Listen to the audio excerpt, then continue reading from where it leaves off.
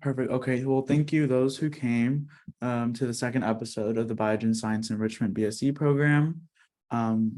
Today, there is a partnership between BIPOC Neuro and Biogen to bring you neuro chats, as we call it, and talk more about the world of neuroscience and just science in general. So hello, my name is Mahmoud Sadeghi. I go by he, him pronouns. I attend Northwestern, where I study computer science and neuroscience. And my comfort show is Bob's Burgers. We also have Laika Mazar, who attends Northwestern and is studying chemistry. Unfortunately, she wasn't able to make it today, as well as Ross Alufari, who is studying neuroscience and also was not able to make it today. And my name is Frida Ganiu. I also attend Northwestern. I use she, her pronouns. My major is biology and stats. And then my fun fact is I played basketball with Adam Sandler. Just as an overview of what BIPOC Neuro is, we're an organization that is dedicated to advocating for the representation of Black, Indigenous, and people of color within the field of neuroscience, especially those who are women or are part of the LGBTQ plus community. And we seek to provide a virtual platform for minorities to freely explore the world of neuroscience through participating in online projects or webinars as we have today, and just to find opportunities to interact with people and advocate for one another.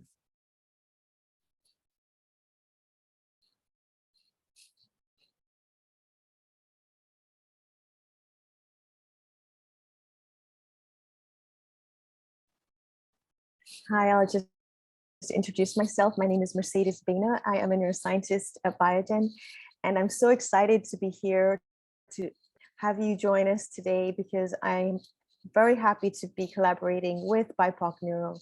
They have the same kind of mission that I personally have, which is why not have the demographic of the people inside industry that make medicines match the demographic of the people who are the patients we're trying to help.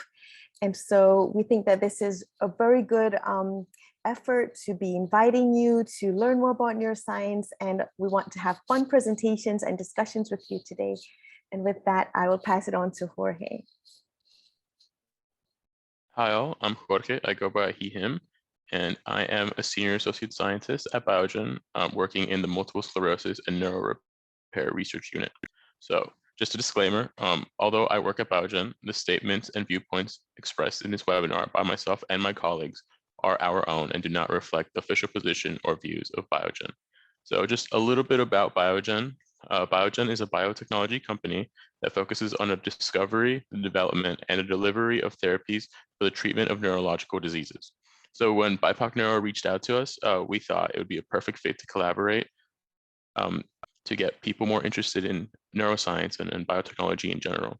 So today I'm really excited to have us learn from two of my colleagues here at Biogen, Jing Zhu and Amanda Kahn. Jing will be presenting a talk on human single cell sequencing approaches, and Amanda will talk to us about her career journey. So the first talk will be given by Jing, and a little bit about Jing. Jing is a scientist in the Department of Translational Biology here at Biogen. She's a computational biologist with a 19-year track record of analyzing and interpreting large and complex omics data. Jing received her PhD in biomedical engineering in 2010 from the University of Electronic Science and Technology of China. She joined Biogen in 2018 and has contributed with her rich experience in cancer and neuroimmunological disease research. I'm going to hand it off to Jing so she can start her talk. The floor is all yours, Jing. Thank you. Okay, thank you, Jared, for the introduction. Hello, everybody. Welcome to our webinar today. I want to thank our committee to have me today for this presentation. Today, I'm going to talk about human single-cell sequencing approaches that could support drug discovery research. Next slide, please. Our group is titled Research Data Science, so we do a lot of data analysis work here. Next slide, please. So to measure the dynamic activity within cells, we usually measure gene expression by RNA sequencing technology. We call RNA sequencing as RNA-seq for short. So traditionally, we do RNA-seq analysis at bulk level. So that means we measure different cell populations together. Next slide, please. With the improvement of technology, currently we can do RNA sequencing at single cell resolution. So it means we can measure the gene expression within each individual cell precisely. Next slide, please. So there are multiple applications for single cell RNA sequencing. First, by those data, we can analyze and understand different cell populations in one sample.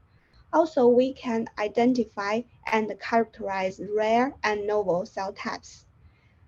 In addition to measure the within cell gene expression, we can also measure cell surface protein expression for the same cell. Another important application is after we manipulate the cells by gene editing technology, we can measure the gene expression change within the cell at single cell resolution and also high throughput. Next slide, please. So how to capture a single cell? There are mainly two types of platform currently. The first is plate-based. So it means we put each of the individual cell in a vial on the plate or in a macro vial. By this method, each cell will have a physical location. Next slide, please. The other method is a droplet-based method. It means we put each single cell and a cell barcode into an oil droplet. By this method, we can do a higher throughput and a lower cost per cell. Next slide, please. So the key difference for those two types of platform is the throughput. So it means the number of cells prepared in a fixed amount of time is different. As shown in the slide, you can see if we use plate-based method, the upper limit is we can measure 1,000 cells. But if we use the droplet-based method, the upper limit is much more. It's 100-fold, 100K. Next slide, please. So in addition to the platform difference, we also have different sequencing protocol. For example, you can do full-length sequencing that capture the entire transcript. And also, if your budget is limited, you can also just sequence part of the transcript, use a tag-based method.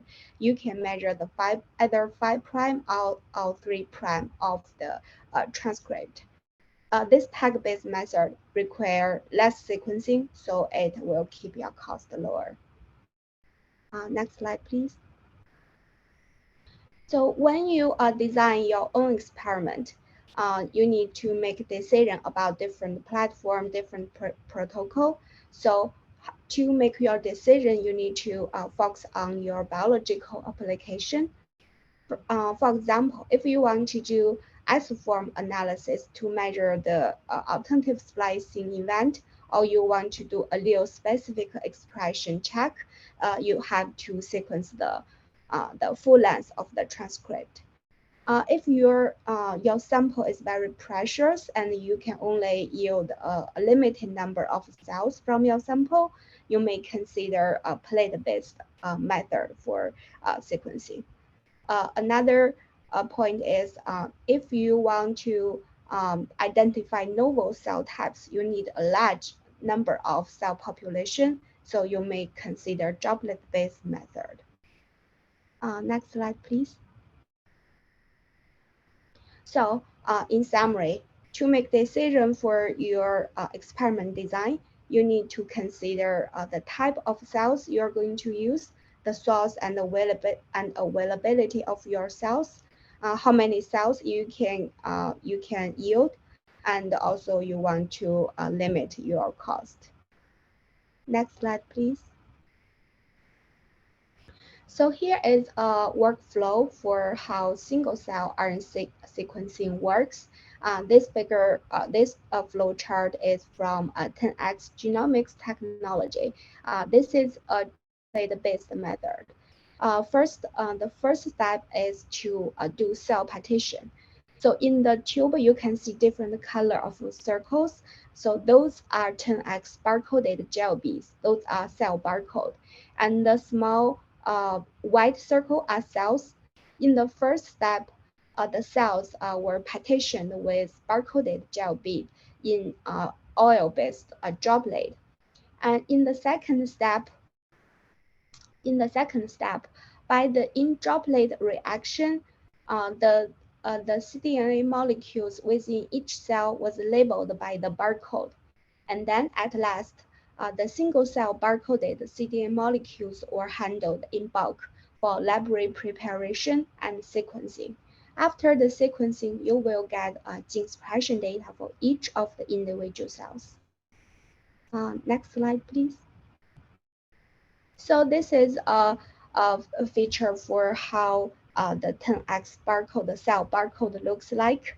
As you can see in this short sequence, there is a 10x barcode. It's just about 16 nucleotide. And at the end, it's a poly T end. This end is used to capture the message RNA with a poly A end. By this capture sequence, you can capture the message RNA expression within cell. If you have different capture sequence, you can measure other features. Next slide, please. So as I mentioned, if you have different capture sequence as shown in this slide, the second and the last, the turquoise and the purple one, you can capture different features of individual cells. Next slide, please. For example, if we barcoded antibody, so we can measure the cell surface protein expression, use those barcoded antibody. Next slide, please. If we have a barcoded peptide MHC multimer, so we can recognize antigen-specific T-cell receptor clonal types. Next slide, please. Also, by the similar technology, we can profile the open chromatin regions for single cell. Next slide, please. So after we do the single cell sequencing, we will get a large data set. To help with the data analysis, we need some technology to do data visualization and the data interpretation.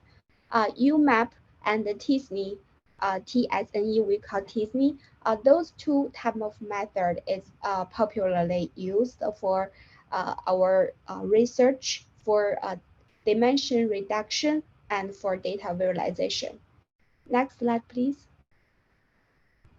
This is an example for how those two methods works. So as shown in this figure, the different color of dots label the different cell types. Here is immune cells, T cell, B cell. Those two methods can help you visualize your single cell RNA sequencing results by cluster the same cell type together and separate different cell types, separate different cell types. Currently, UMAP method is more popularly used because it's faster, considering the computational speed, and also it preserves a better global data structure. Next slide, please. To support the data visualization and data interpretation, our group have developed a tool called Cell by Jing YP. This could support data visualization for single cell RNA-seq data. This is our publication. So if you are interested in, please check our paper. Next slide, please. This is the first figure in our paper. So you can see there are multiple data visualization tool you can use to interpret the single cell RNA-seq data.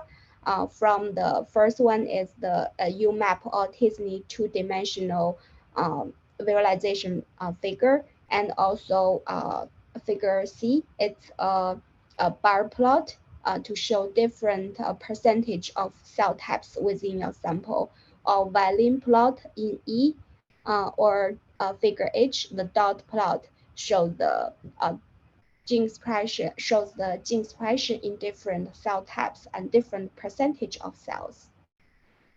Next slide, please. So in addition to the single cell RNA-seq data, our tool also support spatial transcriptomic data visualization and analysis. So spatial means you can locate the gene expression from cells in the tissue block slides. It means, for example, you can profile the gene expression of different lesion types more precisely. Next slide. Okay, I will stop here. Thank you for your attention. I'm ready to take questions. Thank you for that. I guess I'll kickstart the Q&A. You said you use RNA-seq in your research, and I was wondering, have you ever thought about using like bulk RNA barcoding and sequencing for your research, and like maybe different alternative techniques you'll have thought about? Our sequencing currently is more popular. Previously, we also used a macroarray. This is not as precise as RNA sequencing. So we use barcode for single cell RNA-seq to label each different single cell. If you do at bark level, we don't have that resolution, so we don't need the barcode step. You just measure all the kind of summarized averaged gene expression level across to a different cell population, just a general estimate, not as precise as the single cell resolution R sequencing.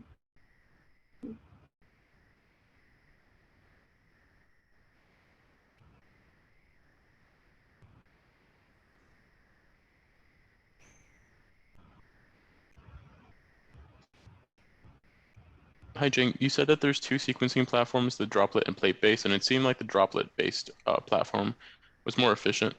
Is there ever a reason to use the plate-based? Is it cheaper? Is there any benefits to that as opposed to using droplet? For plate-based, it can capture the full length sequencing. If you do an isoform analysis, you need the information for the entire transcript. You may consider that option. Also, if your cell number is limited, you don't have that much cell for droplet-based method, and your sample are precious, you want to capture all the available information, you can choose plate-based method. Thank you.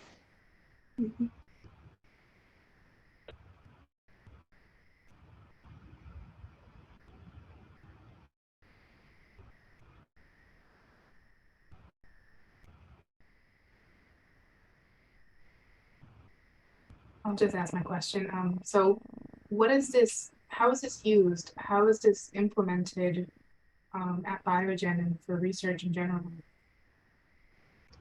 We have NGS lab, a next generation sequencing lab on the Cambridge site. So as long as our scientists, biologists prepared their samples, we can sequence those samples in our NGS core lab. And then after that, our pipeline will prepare the sequencing data ready, and we are going to process with our data analysis pipeline. It's quite efficient.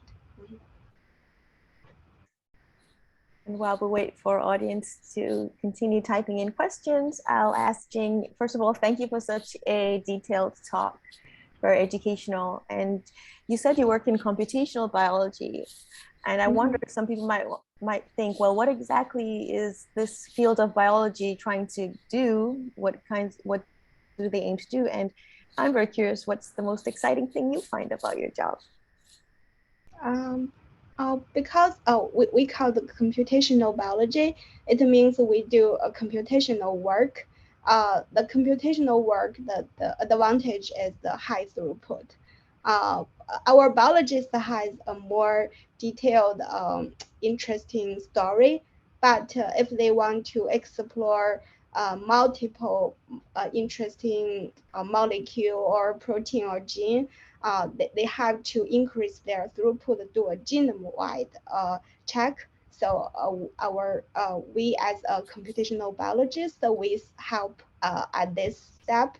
And now with the improvement of the technology, you can see we can even measure the cell within cell activity at single cell resolution, huge amount of data. So we have to deal with those information and extract the most interesting and customized the information delivered to our biologist colleague. So that's the interesting part. So when you say data, I just want to let people know that we're talking about there's 20,000 genes, right, that you look at. Plus Yeah. the transcripts could even make it even more. And then you're talking about not just one, talking single cell, but in a whole tissue. And that's how big the data gets very fast, right? Is that what you mean by high throughput? Yeah, we are struggle to storage, data storage every day. Yeah, that's huge, big data. Thank you. Thank you.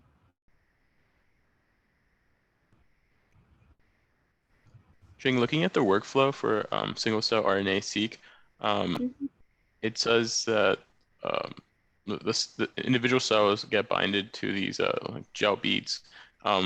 What's the affinity of the cell binding? Is there any reason why these cells might not bind, or is it 100% foolproof that it will bind every time so you could get an accurate reading?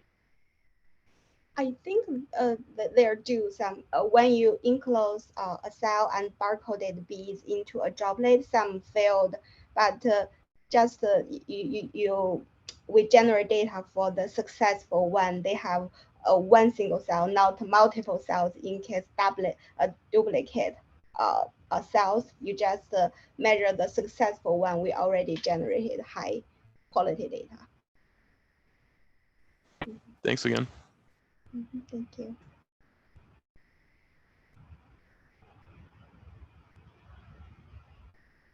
All right, I think it's time to move on to our next speaker. Thank you so much for presenting. It was such an interesting topic, and I've personally never heard of research like this before, so I'm really appreciative of you coming today. Thank you. So now we'll be moving on to the presentation by Amanda. A little bit about her. I'm not muted. Okay, awesome. Sorry. Amanda is a principal associate scientist in the preclinical safety study management and operations group at Biogen. She was originally raised in Connecticut.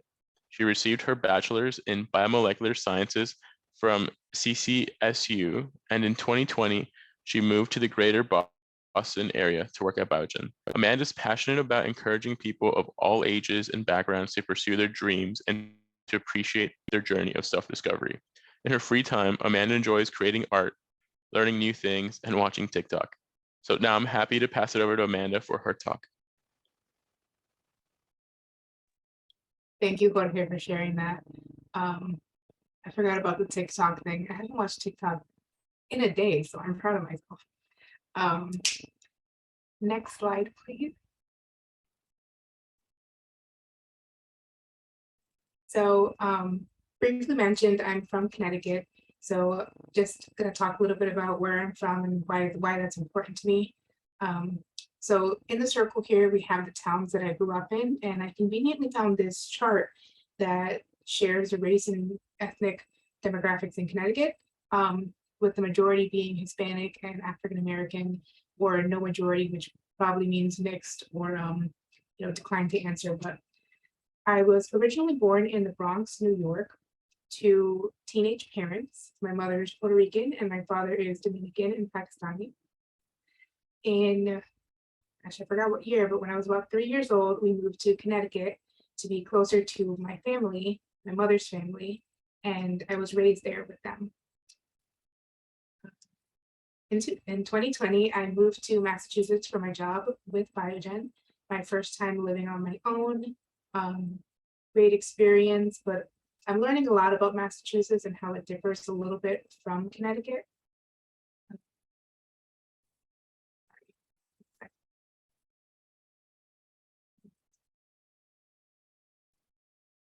Okay, next slide, please. So one of the things I want to talk about are some of the extracurricular programs I participated in elementary school, middle school, and high school. On here, we only have mostly middle school programs, and I'll talk a little bit about that at the end of this. But in grade 6 and 7, I did the project oceanography, and that's where we went with local schools kind of in the area, and we were able to go on a boat and study marine biology a little bit. We got to dissect squids. In that program, I learned that I love science.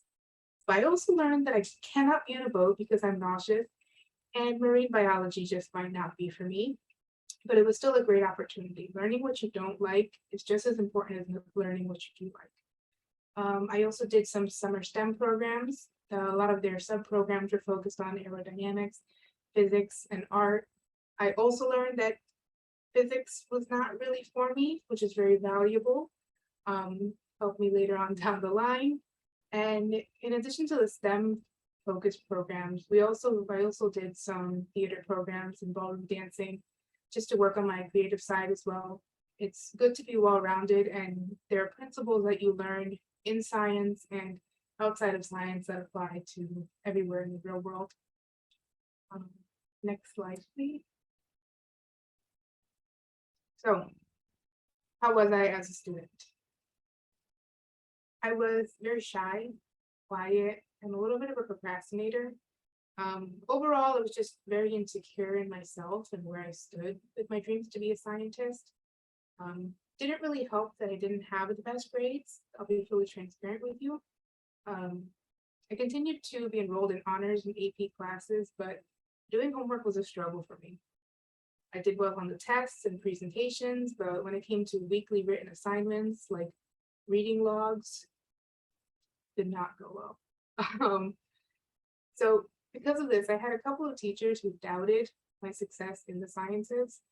I specifically remember my AP bio teacher telling me something along the lines of, if you continue with this work ethic, you'll never make it in college, let alone be a scientist. Who says that to a kid in their formative years? And she was a teacher for a while, so. But I decided to prove her wrong, and I'm sure as some of you may know, or some of you may have had that happen, people tell you that you can't do things. You shouldn't do things for other people, but it is a good fire starter sometimes. And I just wanted to share the message with others that your potential is only limited by your own perceptions. Your future is yours, not theirs. I ended up graduating high school with a point to become an epidemiologist. In addition to the science, I also studied French language and fostered my Spanish language, which is my first language, so I could travel the world researching infectious diseases, saving everybody, and all that jazz, as we all do. And then just a little bit about the picture in the upper right corner. That is me counting cells or counting colonies on a plate. It was my grade 9 microbiology like little thesis. So I was testing onion, you're taking an extract of onion and you put it on a plate. It's antibiotic resistant testing, and you put it on a plate and you throw some bacteria on there and you see how effective the onion juice in this case was at killing bacteria, to show if it's a disinfectant essentially. Good time. Next slide, please. So now I'm going to talk a little bit about my college years. Thanks to the help of my guidance counselor, I was accepted into Central Connecticut State University as a biomolecular science major with a minor in French language. I joined the Latin American Student Organization the first year and became the events chair. And then the following 2 years, I served as president. It was difficult to manage the workload sometimes, but I was determined to finish college in the 4 years. Again, I did not like school. Stay in school, keep learning. To prove naysayers wrong, I continued with studying biomolecular science. I would get surprised looks when I told people that I was studying that. And I'm not sure if it's because I'm a first generation college student, if it's because I'm Latina, or if it's because I don't fit the personality of a scientist. I'm not really sure, but I continue to do it. During this time, I also worked as an orientation leader for 2 years, my sophomore and junior year. I attended conferences such as the Biomedical Sciences Career Program, hosted by Harvard University and a whole bunch of other pharmaceutical companies out here. And then I also presented my genomics research as part of my graduation thesis. So that's the pictures that you see there. I attribute much of my success in the workplace to this point in my life, because this is where I learned how to communicate with various types of people. College doesn't have to be where you learn this skill. It's about exposing yourself to different environments and new people safely, of course, and just having communication and talking. It's essentially exposure therapy. I mentioned that I was very shy in high school. I didn't do any extracurricular activities in high school. And because of that, I think I kind of went the full opposite end of the spectrum in college. Try to surround yourself with critical thinkers, people who ask questions without the fear of coming off as stupid, and dare to ask the questions yourself. I remember in my microbiology class, one day we were learning about bacteriophages, and those are viruses that infect bacteria. And I asked my professor, is it possible to use bacteriophage as treatments for bacterial infections in humans? And he said, well, there are some complications with that, but that's an interesting question. I'm sure you can look more into it. And maybe someone else had that question. I don't know, but I was curious because it's fascinating if you could kill fire with fire. I still don't know if that's true. I haven't looked into it 7 years later, but if you're curious, look into it and let me know. Next slide.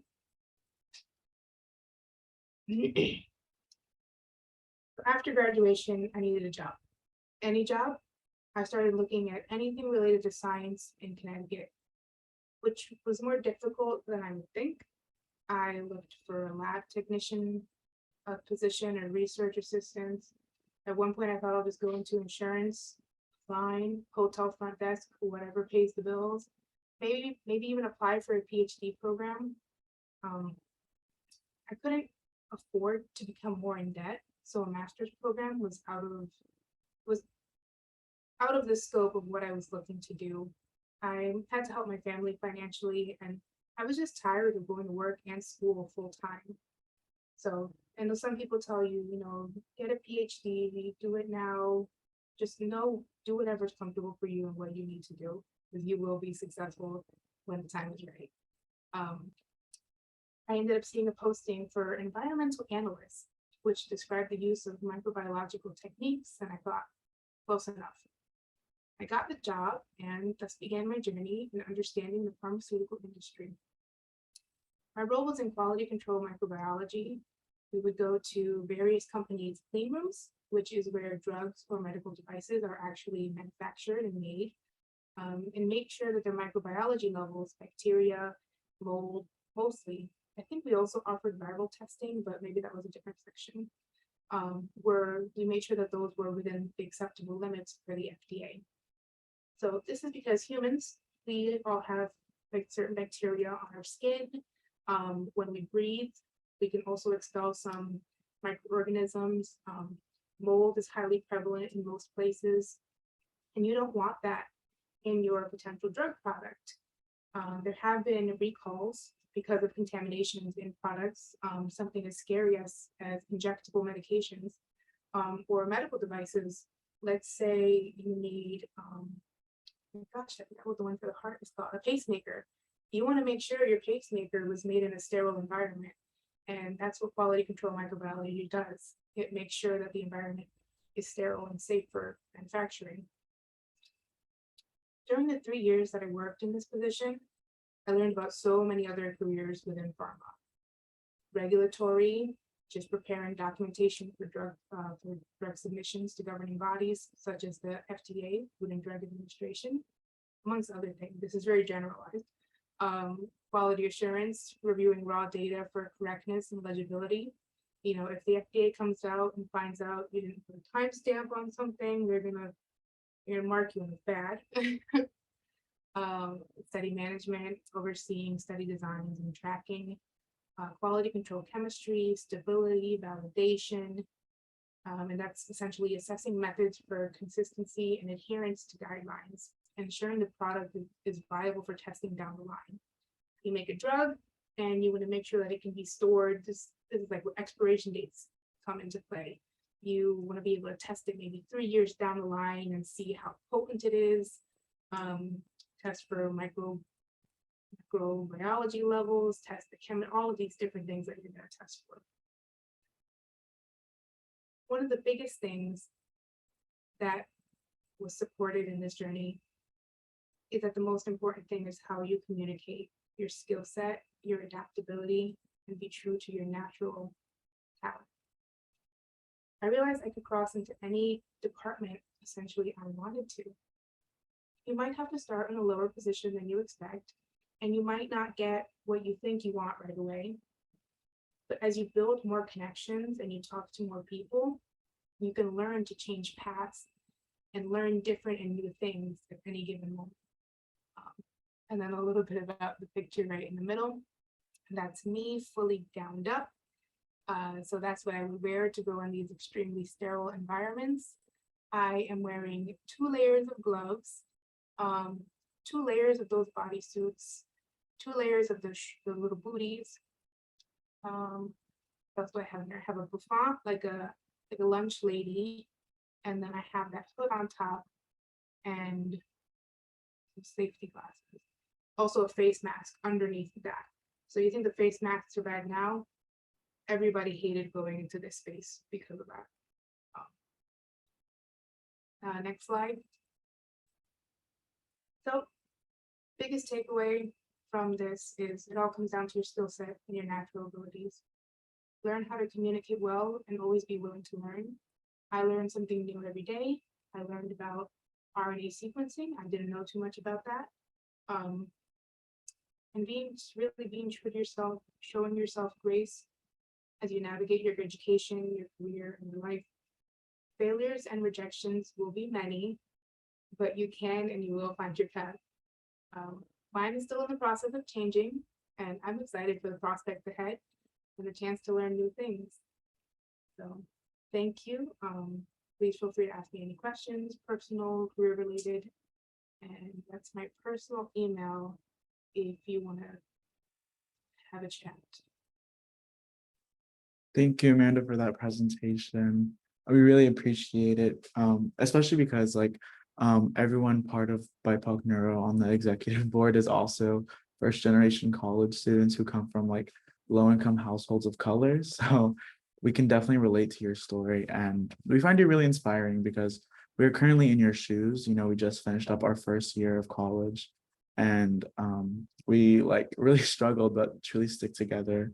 And I guess just to get the Q&A rolling, I guess what advice would you give to first-generation college students besides the great things you've already told us today?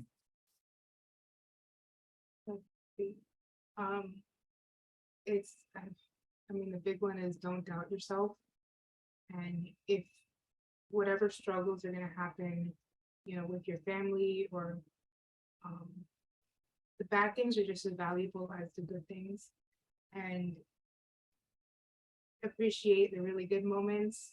Take as many opportunities as you can, but don't beat yourself up if you can't take them. I don't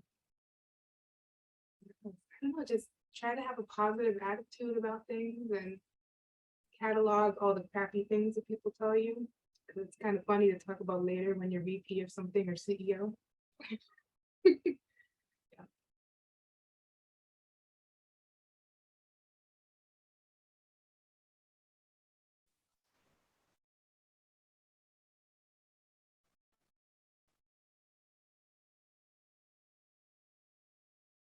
So Amanda, what brought you to Massachusetts, Biogen, Boston, the greater Boston region? Was it just the location of like a biotech hub around here, or was there something else that drew you here?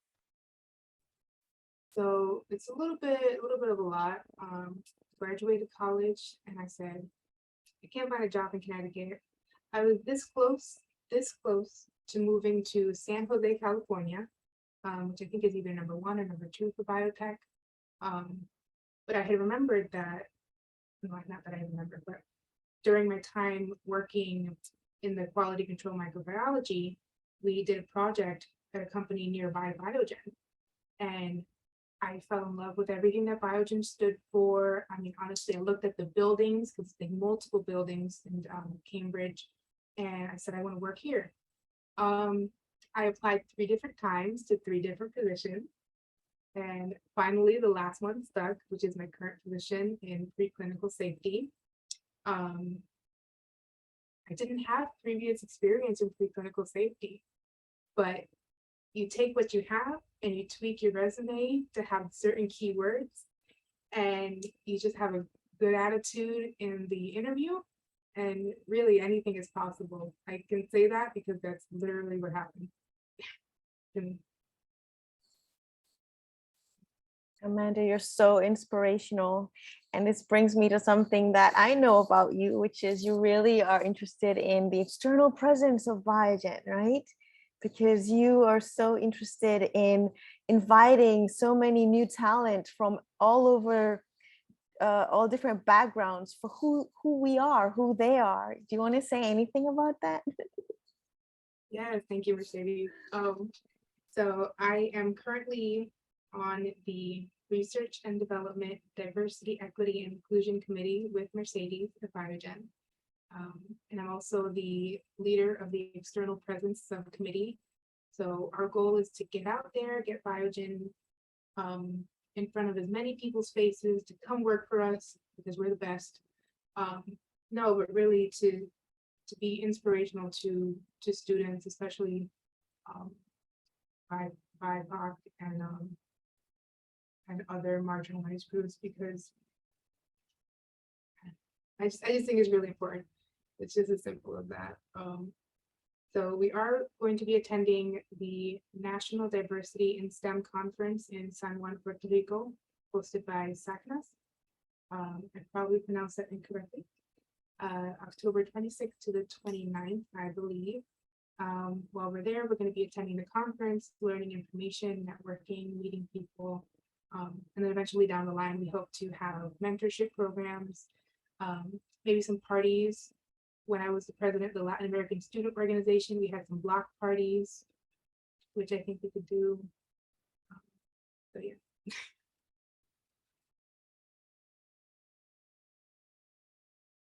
Any other questions?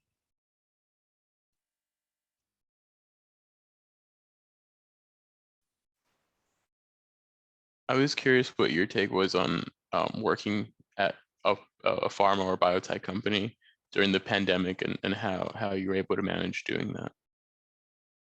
Yeah, that was definitely different. I actually started working the week right before they sent everyone home, so the virtual onboarding had not been really ironed out yet. It was different, but I'm so grateful to say that my team and my manager were excellent. Actually, that's another key point. If the people you work with, end up working with, are not, you don't click, try your best to make it work, but also don't feel bad about your own mental health and saying, I think it's my time to go, because you can find opportunities anywhere. You don't have to stick yourself to something that ties you down. But to the original point, it was pretty good. It was pretty good. And I'm actually also doing a master's in clinical toxicology online right now. So I feel for you students. It is very difficult. We got this. It's doable. It's better than nothing, I guess.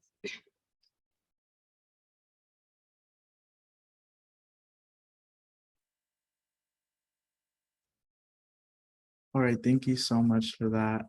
And thank you guys for tossing around questions. We really appreciate that. Here is a survey link for those who came and for those who are watching the webinar right now online and want to fill out the link. It will be sent out in an email. Thank you all for watching. Thank you everyone for coming.